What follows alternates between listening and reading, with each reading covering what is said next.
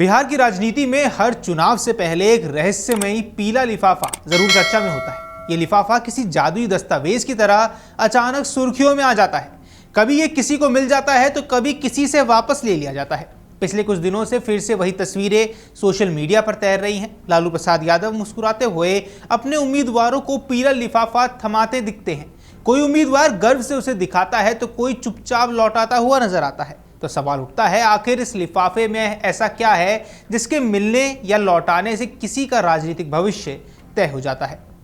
दरअसल यही लिफाफा बिहार की राजनीति का सबसे चर्चित फॉर्म 20 समेटे होता है और एक ये ऐसा दस्तावेज है जो ये प्रमाणित करता है कि ये उम्मीदवार हमारी पार्टी का आधिकारिक प्रत्याशी है।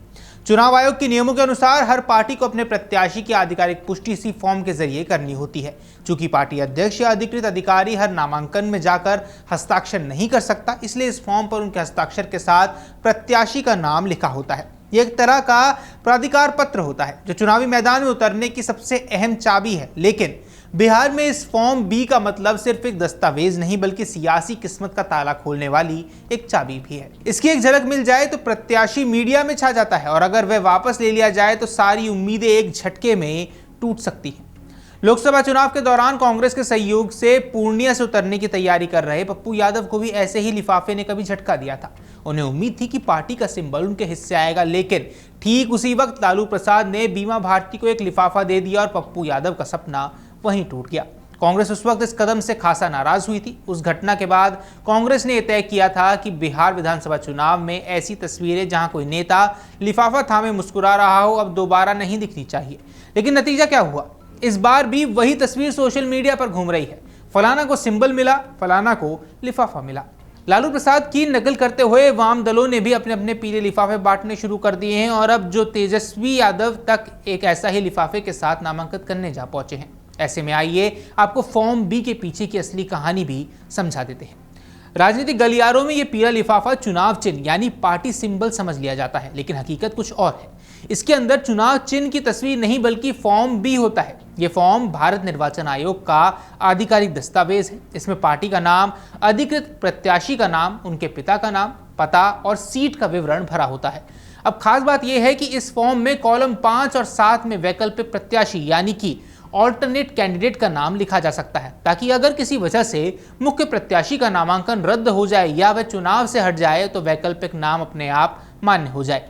लेकिन बिहार में यह परंपरा शायद ही कभी निभाई जाती है। यहाँ अमूमन पार्टी केवल घोषित प्रत्याशी का नाम देती है और वैकल्पिक कॉलम खाली छोड़ देती है। शायद इसलिए क्योंकि राजनीति में संभावनाओं के खेल को जिंदा रखना ही यहाँ की पुरानी परंपरा है।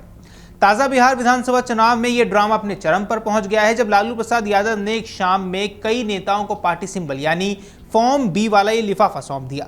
मनेर के विधायक भाई वीरेंद्र परबत्ता से डॉक्टर संजीव, मटिहानी से बोगो सिंह और संदेश से अरुण यादव के बेटे, सभी के हाथों में लिफाफा पहुंच गया। तस्वीरें तुरंत सोशल मीडिया पर फैल गई।